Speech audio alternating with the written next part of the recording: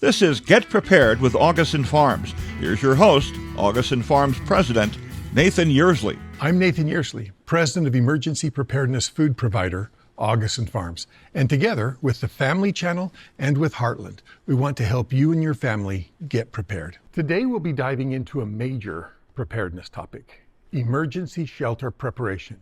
And while this first step might seem obvious, it's important to keep it top of mind. We begin by thoroughly assessing the risks specific to our neighborhoods.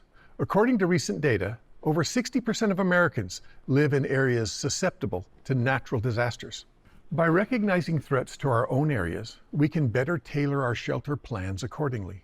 For example, if you live in a flood-prone zone, elevating your shelter or selecting higher ground is critical. This proactive approach minimizes risks and helps prioritize the most critical components of your shelter strategy.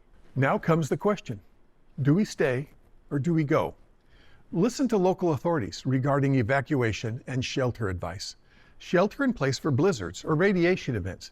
Evacuate for fast-moving disasters like wildfires or hurricanes. If you're sheltering in place, keep supplies for heat such as safe space heaters and blankets, along with food, water, and sanitation.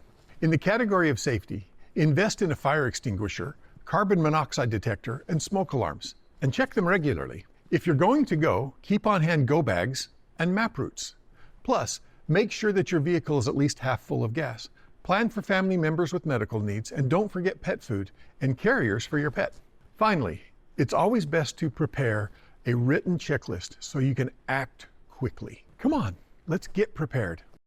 For more information or to have Augason Farms meals, fruits, vegetables, egg, dairy, and dessert products delivered to your home, visit AugasonFarms.com.